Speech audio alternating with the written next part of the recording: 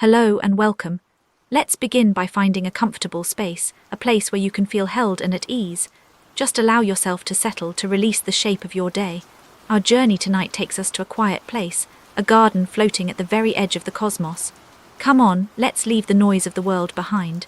Can you already feel the gentle warmth of the air as it begins to settle around you? Can you imagine that rich, dark scent of damp earth and the sweet perfume of night-blooming jasmine? Here, among the silent, watching stars, a botanist has found her family in the rustle of leaves and the gentle whispers of green and growing things.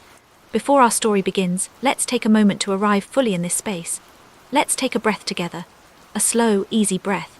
As you breathe in, imagine you're drawing in the deep, silent quiet of the void, cool and clear and full of peace.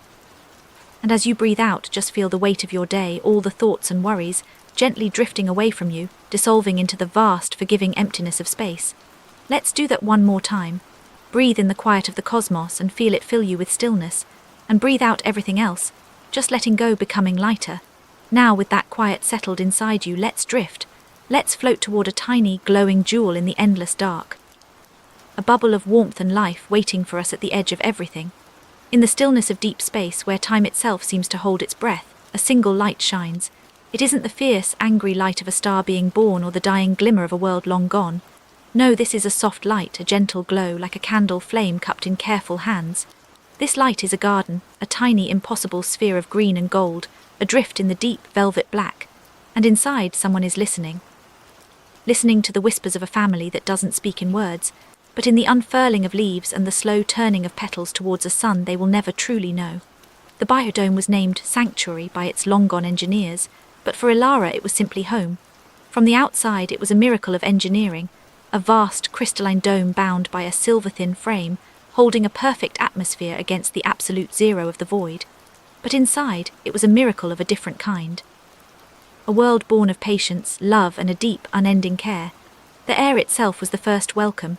It was warm and carried the heavy, sweet humidity of a forest after a soft rain, clinging to the skin like a silk shawl, a constant, gentle reminder of life. The scent was a tapestry woven from 1,000 threads. The deep perfume of damp soil was the foundation. Layered on that was the crisp green scent of ferns, the intoxicating sweetness of moonpetal orchids that opened only in the night cycle, and the subtle, spicy aroma from the bark of the great central tree. This tree, a magnificent banyan, was the heart of the garden. Its ancient-looking branches spread wide to touch the curved ceiling, its leaves a canopy of deep, glossy green. From its limbs, countless aerial roots dropped down like gentle fingers, some reaching all the way to the floor to plant themselves anew, creating a forest of pillars around the central trunk.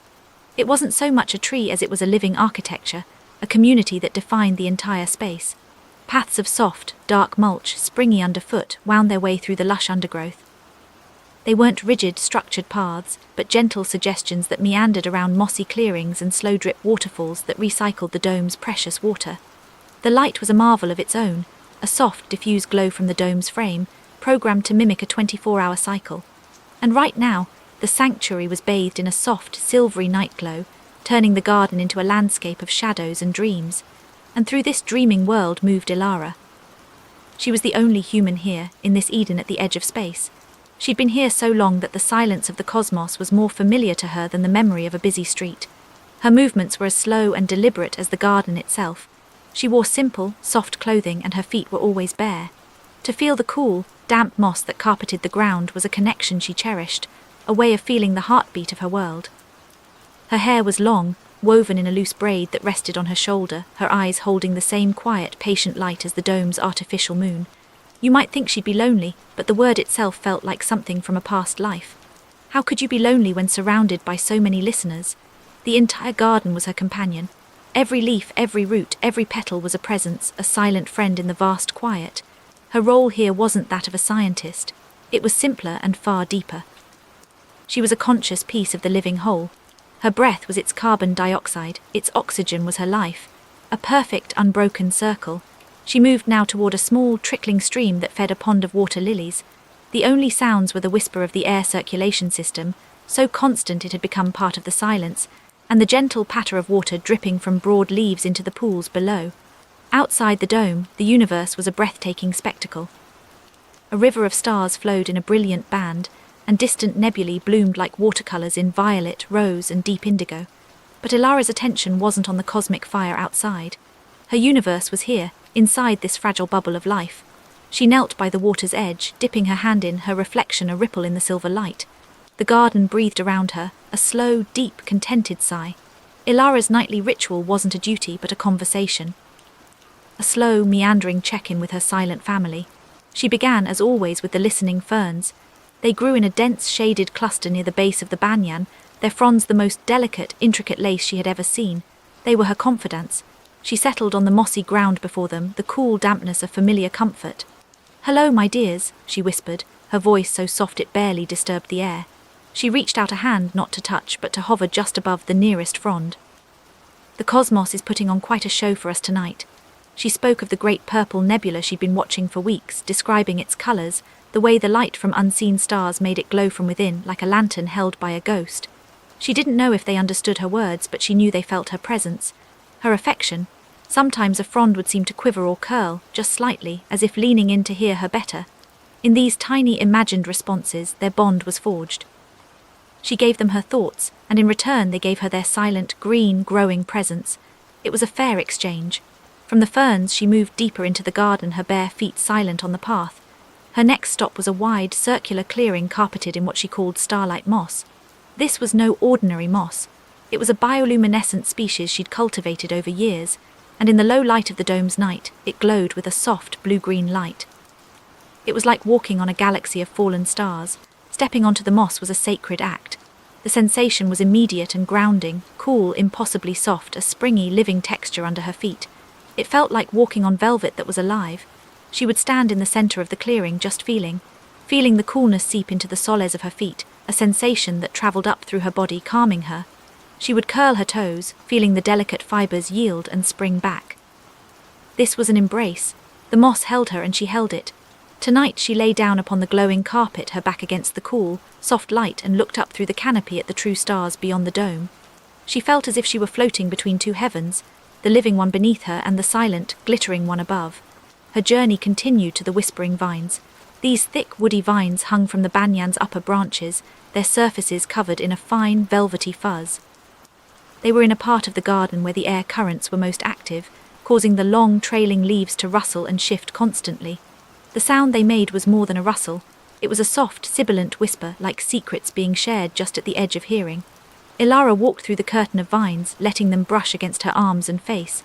The touch was light, a soft caress that felt intentional. She would close her eyes and just listen, letting the layers of sound wash over her. Sometimes she would whisper back, not with words but with simple, soothing sounds. It was a call and response. She'd hum a low note and the leaves would seem to whisper more intently. The gentle touch of their leaves against her skin felt like an answer, a reminder that communication isn't just about words. Finally, she would visit the moonpetal orchids, her most delicate charges. They grew high on the bark of the banyan, their large, waxy petals a pure white that held a faint, silvery glow. They bloomed only in the night, and their fragrance was the sweetest in the entire garden. Tending to them was a ritual of profound gentleness. A small floating platform would lift her silently up to their level. She would miss their roots, check each leaf, and wipe them clean with a soft, damp cloth. But the most important part was touch.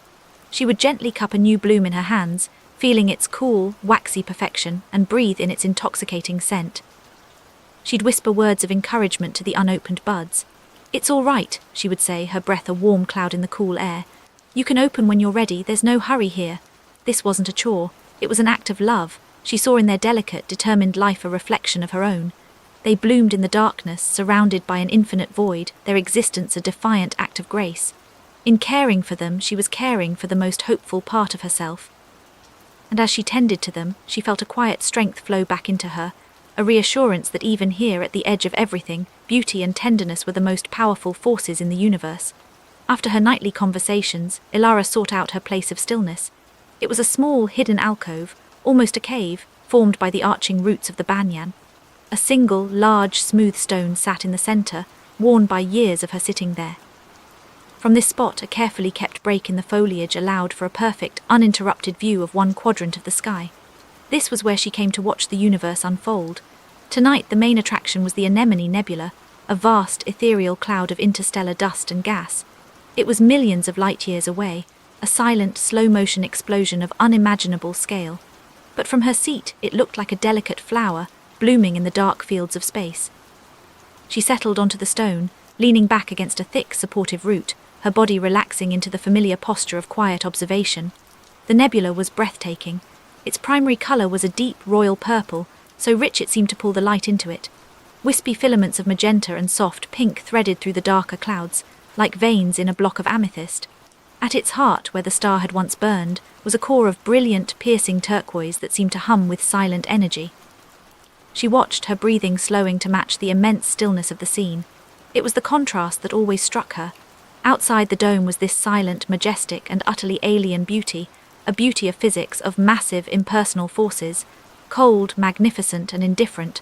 And here, inside her fragile bubble, was a different kind of beauty, the beauty of life, warm, humid, and breathing. The intricate, personal beauty of a fern frond unfurling, of a water droplet on a petal, of moss growing soft and green on a stone. It was a beauty that was fragile, dependent, and yet just as powerful. The sight of the nebula didn't make her feel small, just the opposite. It amplified the preciousness of the life all around her. The cold fire of the cosmos made the warmth of the biodome feel like the most profound miracle. The infinite black made every green leaf a treasure. A soft glow to her right caught her eye. A patch of starlight moss was visible from her alcove, its gentle blue-green light a soft echo of the nebula's turquoise heart, the stars outside and the stars at her feet. She smiled. It was all connected. The same stardust that painted the heavens was in the soil beneath her, in the water she drank, in the very cells of her body. She wasn't just an observer of the universe, she was a part of it, looking back at itself. She placed a hand on the living root she leaned against, feeling its solid strength. The root was drawing nutrients from soil made of elements forged in the heart of a star, just like the ones now lighting up the Anemone Nebula.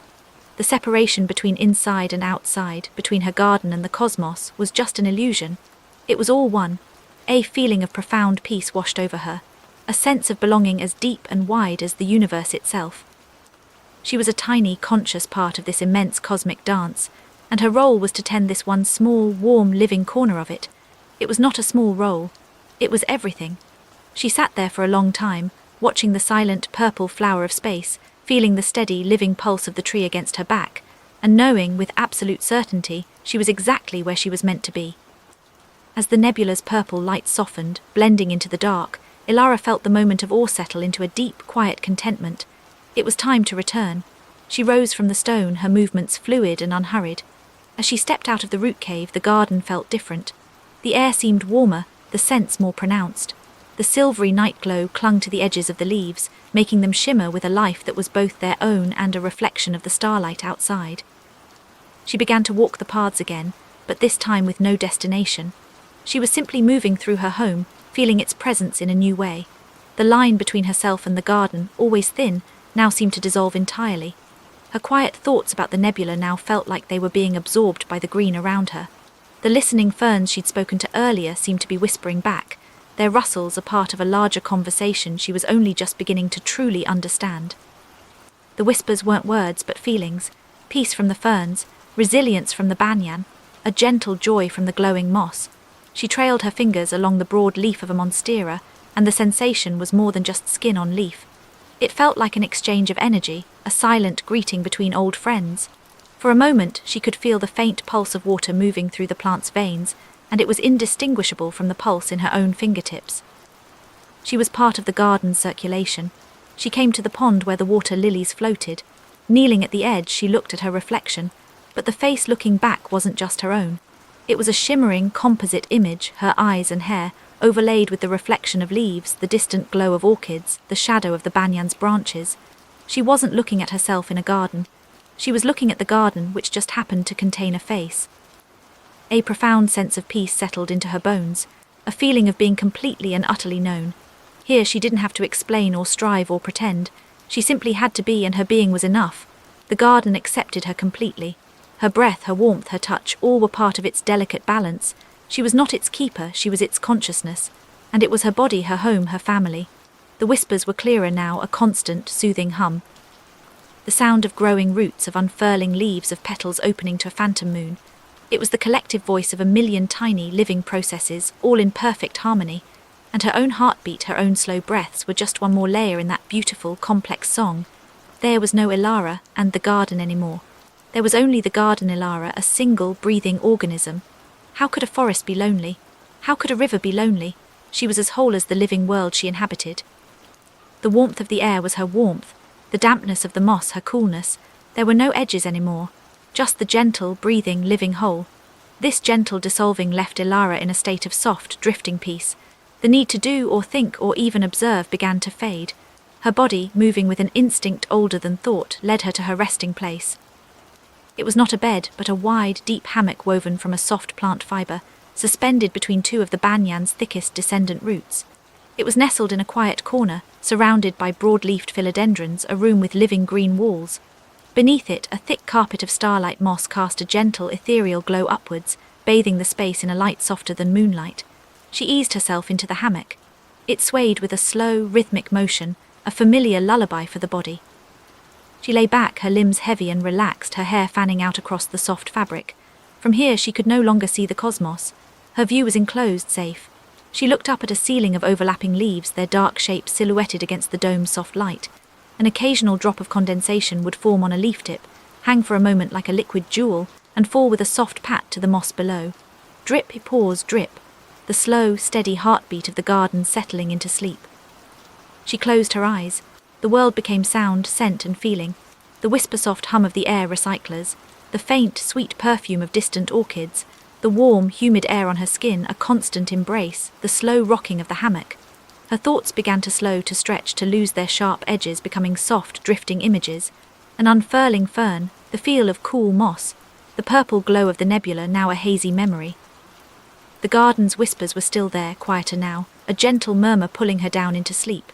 It was the sound of safety, the sound of belonging. Her breath deepened, sinking with the hammock's sway. Inhale on the gentle rise, exhale on the slow fall. Her body grew heavier, sinking deeper. She felt the garden breathing with her. The rise and fall of her own chest was the rise and fall of the entire dome, a single, sleeping organism adrift in the silent sea of night. She was not falling asleep alone in a spaceship at the edge of the universe. She was falling asleep in the heart of her family, held and protected by 1,000 living companions. Her last conscious sensation was of the gentle, blue-green light of the moss rising to meet the darkness behind her eyelids, the two blending into a soft, peaceful teal. A final whisper from a nearby leaf, or perhaps her own drifting mind, seemed to say, "Rest now, rest," and she did. The botanist slept, and the garden watched over her, a silent, green and glowing guardian in the endless cosmic dark.